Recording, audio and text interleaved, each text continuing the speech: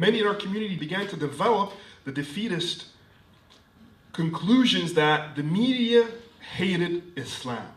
That's something I heard, and I'm sure some Muslims here heard growing up, as if the media itself is a monolith.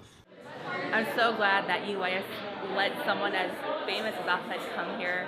He's a great speaker. I even worked under him as an intern at CARE. When we heard about bringing in a representative from CARE, I think it's a fantastic way to get education, to get the people in our community, get a platform to ask the questions which they typically probably are thinking about right now and didn't have an avenue to do so.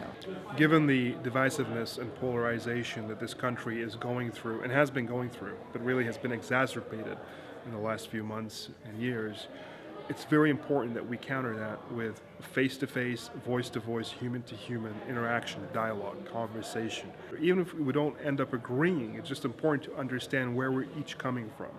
So honest, genuine conversation about the issues, that cannot be replaced. If you depend on politicians yelling across the aisle to represent us and our voices, or media which work in sound bites most of the time, you're never going to get the full story of our communities.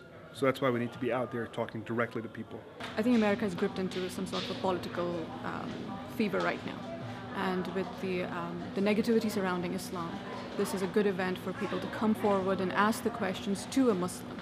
Ask a Muslim instead of going on websites and trying to find books. Just come and ask a Muslim, and in that process we might both learn from each other. We're seeing the response to the challenges be very strong. We're seeing organizing from within the immigrant communities and other minority communities and other vulnerable communities and their allies in the general community coming together in ways we've never seen before.